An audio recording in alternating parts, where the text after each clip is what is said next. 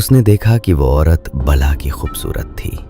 उसने गुलाबी रंग की साड़ी पहनी थी, हाथों में सुंदर चूड़ियां और गले में एक खूबसूरत हार। उसके इत्र की खुशबू में डूबा प्रकाश पहले तो हिचकिचाया और कुछ बोल नहीं पाया। वो प्रकाश को एक कमरे में ले गईं, जहां चारों तरफ पुरानी मोमबत्तियां जल रही थीं। कहानी टून बॉक्स हॉरर। लखीमपुर गांव का इलाका पूरी तरह सुनसान पड़ा था। हल्की बारिश हो रही थी। लखीमपुर गांव से सटे हुए रेलवे स्टेशन पर आगरा से आने वाली आखिरी ट्रेन आकर रुकी, जिसमें से प्रकाश उतरा। बारिश की वजह से पूरा स्टेशन वीरान पड़ा था। प्रकाश ने इधर उधर देखा और उसने खुद से ही कहा, बाप रे बाप, पूरा स्टेशन तो खाली पड़ा है। कितना सन्नाटा है। रात में तो यहाँ डर लग रहा है। जल्दी से देखता हूँ, शायद बाहर कोई रिक्शा वगैरह मिल जाए। इतना कहकर प्रकाश ने अपना सामान संभाले और तेज कदमों के साथ वहां से बाहर की तरफ भागा, लेकिन वहां कोई रिक्शा नहीं थी। अरे रे रे, ये क्या, एक भी रिक्शा नहीं। अब क्या करूं? हाँ, लगता है बारिश की वजह से आज कोई रिक्शा नहीं मिलेगी। पैदल ही चलता हूँ, गांव ज्यादा दूर नहीं है, जल्दी पहुंच जाऊंगा। इतना कहकर वो पैदल ही घर के लिए निकल पड़ा। अचानक आसमान में जोरदार बिजली कड़की और बारिश तेज हो गई। वो थोड़ा सहम गया। प्रकाश ने उस दिन नए कपड़े पहने थे और एक तेज खुशबू वाला इत्र लगाया था। उसके हाथ में एक मिठाई का डब्बा था, जिसे वो अपनी बीवी के लिए लाया था। वो अपने ही ख्यालों में खोया गांव की तरफ जा रहा था कि तभी उसे अपने कानों में आती पायल की आवाज सुनाई दी। प्रकाश चौंक गया। उसने इधर उधर देखा, लेकिन वहां कोई नहीं था।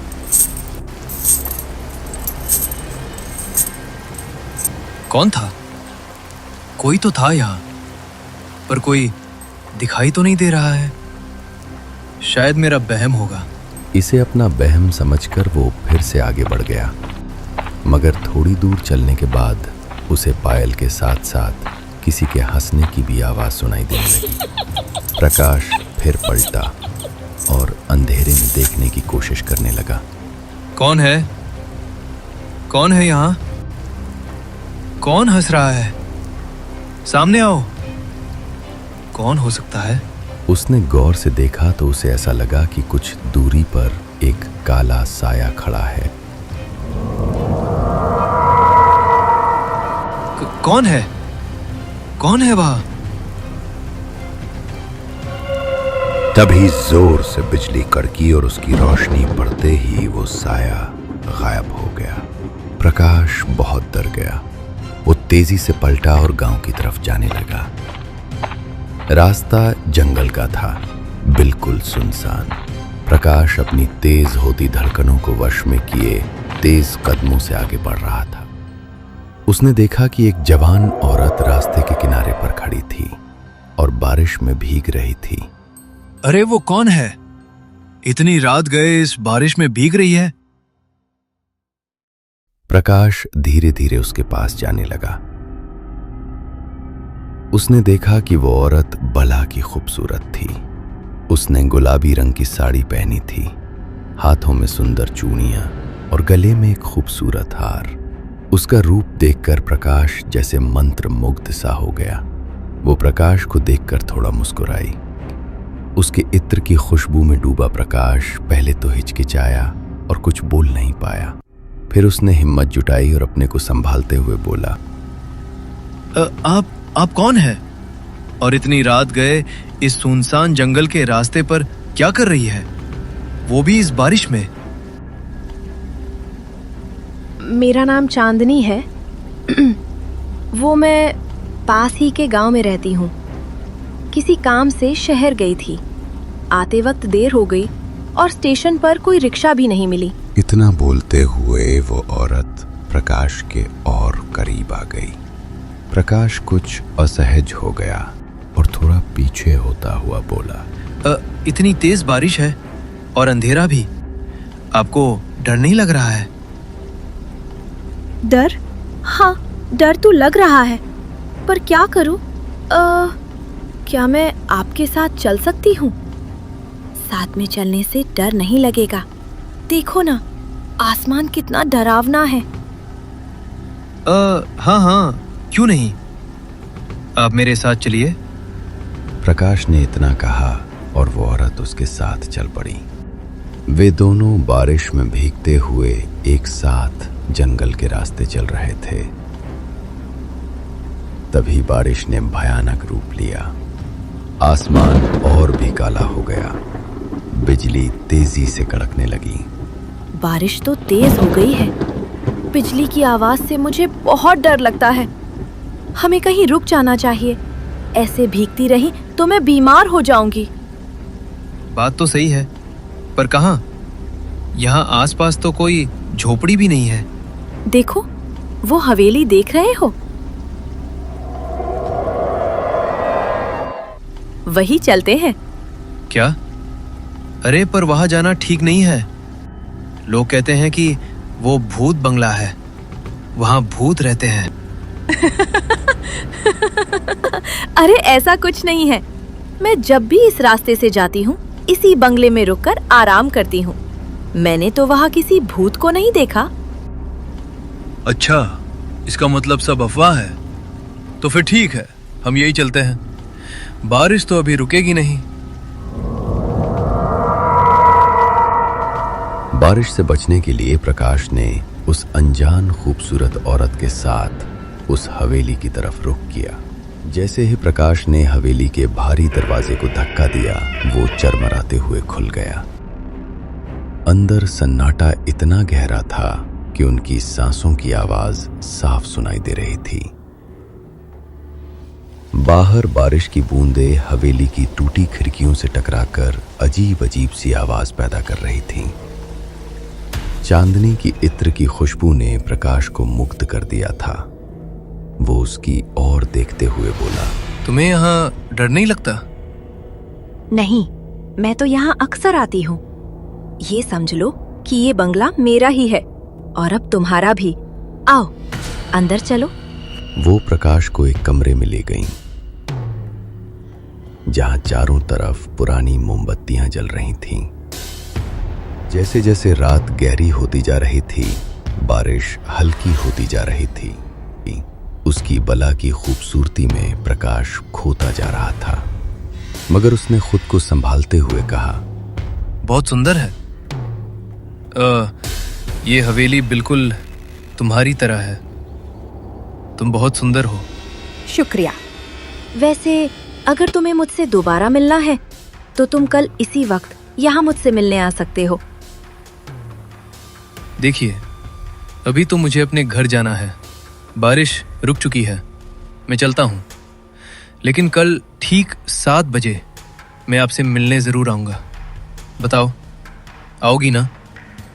हाँ बिल्कुल, मैं तुम्हारा इंतजार करूंगी ठीक 7 बजे। लेकिन वादा करो कि तुम इस हवेली और मेरे बारे में किसी से कुछ नहीं कहोगे। ठीक है, मुझे 7 बजने का बेसब्री से इंतजार रहेगा। मैं सबसे छुपके ही आऊंगा। इतना बोलकर प्रकाश वहां से चला गया।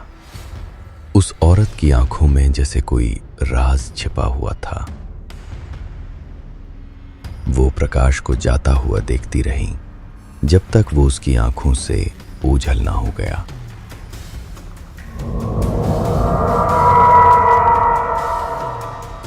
प्रकाश अपने घर पहुंचा। सामने उसकी पत्नी ज्योति खड़ी हुई थी।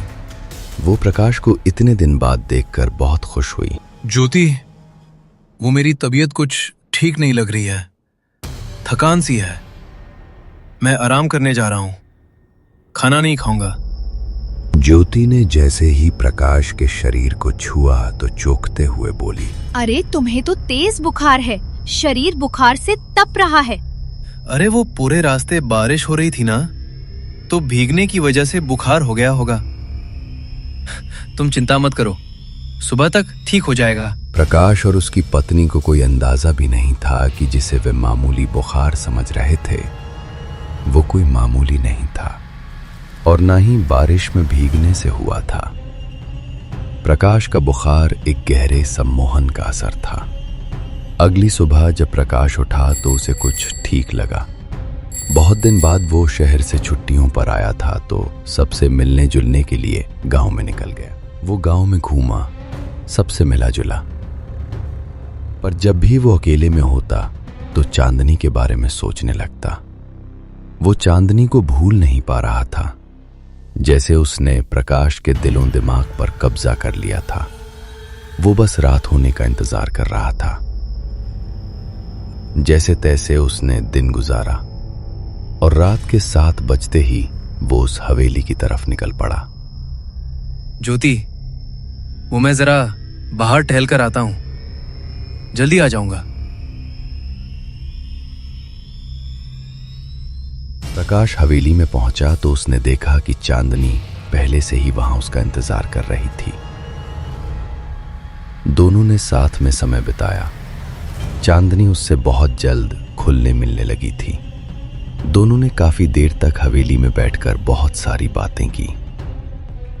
फिर चांदनी ने उसे गले से लगा लिया। प्रकाश कुछ हिचकिचाया, पर चांदनी उसे किसी नशे के जैसी महसूस हो रही थी। वो चांदनी के आगोश में आते ही खोता चला गया। पूरी रात प्रकाश ने उस हवेली में बिताई।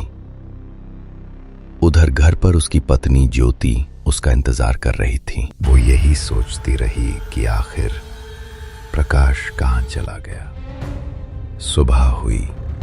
प्रकाश ने आंख खोली तो उसने देखा कि वो हवेली में बिल्कुल अकेला था। चांदनी उसे कहीं नजर नहीं आ रही थी। प्रकाश ने चांदनी को इधर उधर ढूंढा, पर वो उसे कहीं नहीं मिली। वो हवेली से निकलकर अपने घर की ओर चल दिया। प्रकाश को बहुत कमजोरी महसूस हो रही थी। वो जैसे ही अपने घर पहुंचा, उसने देखा कि उसकी बीवी दरवाजे पर खड़ी उसका इंतजार कर रही थी और काफी परेशान थी। अरे तुम तो टहलने गए थे ना, फिर सारी रात घर क्यों नहीं आए? कहाँ थे? अरे वो मुझे एक पुराना दोस्त मिल गया था। बातें करते करते रात हो गई तो वो मुझे अपने घर ले गया। रात को मैं वहीं रुक गया था। प्रकाश ने ज्योति को तसल्ली तो दी, पर वो अभी भी परेशान थी। उसे कुछ गड़बड़ लग रही थी।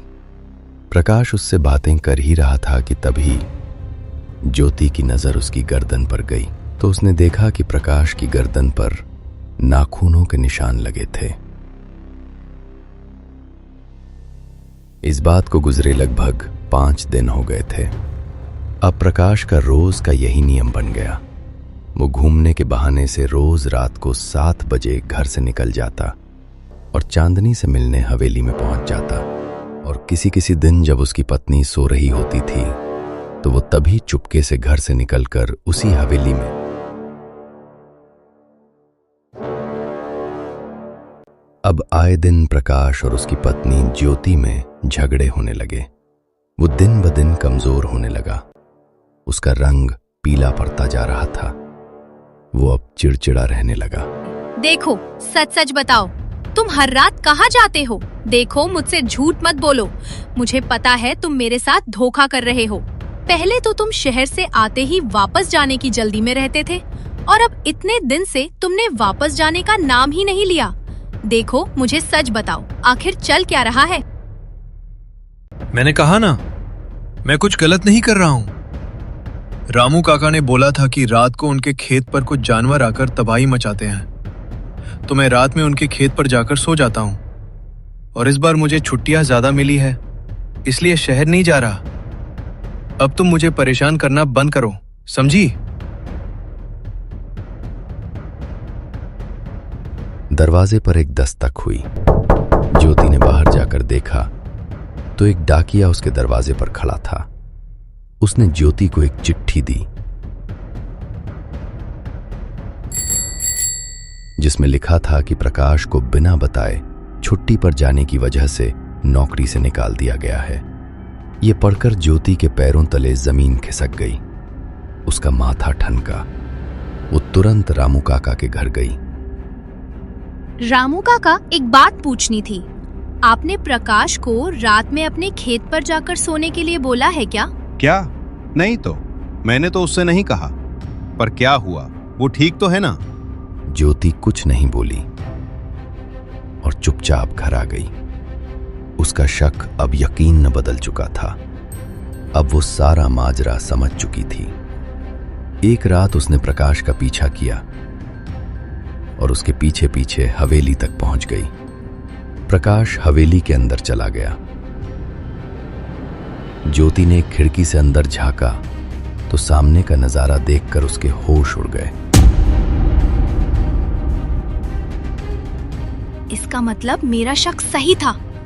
मुझे जल्दी से यहाँ से निकलना होगा। अगर उसे पता चल गया तो।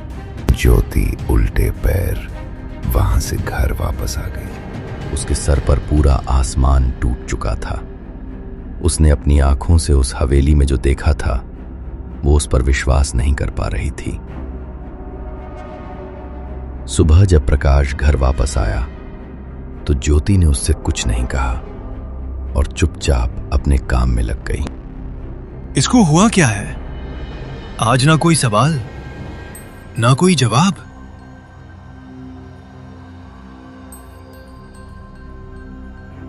प्रकाश को हवेली में रात गुजारते पूरे 7 दिन हो चुके थे और आज 8वां दिन था। प्रकाश फिर घर से निकला और चांदनी के पास हवेली में पहुंच गया। अब तुमसे मिलना मुश्किल होता जा रहा है। क्यों ना तुम मेरे साथ शहर चलो, हम वहां आराम से रहेंगे। वहां मुझसे कोई सवाल नहीं करेगा। बोलो, चलोगी मेरे साथ? इसकी जरूरत नहीं पड़ेगी प्रकाश। हमारी मुलाकात को पूरे 7 दिन हो चुके हैं और आज 8वां दिन है। आज तुम हमेशा हमेशा के लिए मेरे हो जाओगे। मैं तुम्हें अपने अंदर संभालूंगी। फिर कोई तुम्हें मुझसे अलग नहीं कर पाएगा। इतना कहकर चांदनी जोर जोर से हंसने लगी। प्रकाश को अपने कंधे पर भारीपन महसूस होने लगा। अचानक उसकी नजर पास के शीशे में गई। उसने शीशे में जो देखा उसके होश उड़ गए। शीशे में चांदनी का अक्स नजर आया। उसका चेहरा किसी खूबसूरत औरत का नहीं बल्कि एक चुड़ैल का था, जिसकी आंखों में प्यार नहीं बल्कि एक भूख दिखाई दे रही थी। चांदनी का असली रूप सामने आ गया था। 8वां दिन है प्रकाश। इस बंगले को नए खून की जरूरत है। उसने प्रकाश पर हमला कर दिया। अपने नुकीले दांत उसकी गर्दन में गड़ा दिए। वो उसका खून चूसने लगी। आज 8वां दिन था। चांदनी उसके शरीर पर कब्जा करने वाली थी। प्रकाश डर और कमजोरी से बेहोश होकर गिर पड़ा। चांदनी उसके सीने से दिल निकालने के लिए उसकी ओर बढ़ी। उसे एक जोरदार झटका लगा और वो दूर जा गिरी। वो दोबारा उठी और प्रकाश की तरफ झपटी। तभी प्रकाश की पत्नी ज्योति बीच में आ गई, जिसके हाथ में जल का कलश था। वो किसी मंत्र का जाप कर रही थी, जिसके उच्चारण से चांदनी बेचैन हो रही थी। नहीं, रुक जा। मैं कहती हूँ रुक जा, नहीं तो तेरे पति के साथ तुझे भी मार डालूंगी। ज्योति ने उसकी बात पर ध्यान नहीं दिया और अपना मंत्र जाप जारी रखा। चांदनी ने गुस्से में आकर ज्योति पर अपने तेज नाखूनों से हमला कर दिया। वो उसके हाथ पर लगातार वार कर रही थी, लेकिन ज्योति ने हार नहीं मानी। वो जोर जोर से मंत्र पढ़ती जा रही थी। उसने गंगा जल की कुछ बूंदें हवा में उछाली। जैसे ही जल चांदनी के ऊपर पड़ा, वो राख में तब्दील हो गई। प्रकाश ने जब आंखें खोली तो वो अपने घर पर था। कल रात का पूरा वाकया उसकी नजरों के सामने घूमने लगा। ज्योति वो औरत नहीं है, वो एक डायन है। वो मार देगी मुझे। नहीं, वो अब कुछ नहीं कर सकती। मैंने उसे मत्रों से बांध दिया है, वहीं उसी भूत बंगले में। पर तुम्हें कैसे पता चला कि वो एक चुड़ैल थी? मैंने एक दिन तुम्हारा पीछा किया था। जब मैंने खिड़की से देखा तो तुम एक औरत के गले लगे हुए थे, लेकिन वो एक चुड़ैल थी। उसने तुम्हें सम्मोहित कर रखा था, इसलिए उसका असली रूप तुम्हें दिखाई नहीं दे रहा था। शक तो मुझे तभी हुआ था जब मैंने पहले ही दिन तुम्हारी गर्दन पर नाखूनों के निशान देखे थे। उस दिन तुम जब शहर से आए थे तो तुम्हारे इत्र और मिठाई की खुशबू से वो तुम्हारी तरफ आकर्षित हो गई थी और उसकी नजर तुम पर पड़ गई। इसका मतलब लोग सही कहते हैं, वो हवेली, वो एक भूत बंगला है, वहाँ भूत रहते हैं। पर तुम्हें वे मंत्र कैसे पता थे ज्योति? उसकी असलियत पता चलते ही मैं आश्रम वाले पंडित जी के पास गई थी। जब मैंने उनसे सारी बात बताई तो उन्होंने मुझे कुछ मंत्र और अभिमंत्रित गंगा जल दिया, जिससे मैं उसे हरा पाई। ज्योति, तुमने सावित्री की तरह मेरे प्राणों की रक्षा की है। मैं अब कभी उस भूत बंगले की तरफ आंख उठाकर भी नहीं देखूंगा।